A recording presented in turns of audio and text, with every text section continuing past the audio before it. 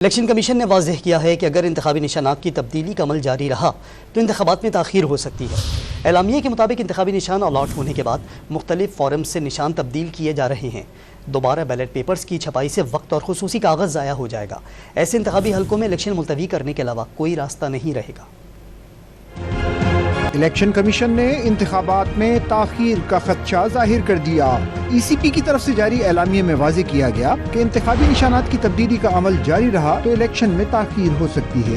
Ballot paper دوبارہ print کروانا پڑیں گے، جس کے لیے پہلے ہی وقت محدود ہے۔ الیکشن کمیشن کے مطابق اسپیشل کاغذ بیلٹ پیپرز کے لیے مہیا کیا ہے، وہ بھی ضائع ہو جائے گا۔ اعلامیے میں کہا گیا کہ تینوں پرنٹنگ کارپوریشنز کو بیلٹ پیپرز کی چھپائی کا آرڈر دیا جا چکا ہے۔ بیلٹ پیپرز کی چھپائی کا کام بھی شروع ہو گیا ہے۔ ای سی پی کے مطابق اس بار 26 کروڑ بیلٹ پیپرز چھپوائے جا رہے ہیں۔ انتخابی نشانات تبدیل کرنے کا سلسلہ نہ رکا تو ایسے حلقوں میں الیکشن ملتوی کرنا ہوں گے۔ اعلامیے کے مطابق 2018 کے انتخابات میں 800 ٹن کاغذ بیلٹ پیپرز کی چھپائی کے لیے استعمال ہوا، جبکہ اس بار 2070 ٹن کاغذ استعمال ہونے کا تخمینہ ہے۔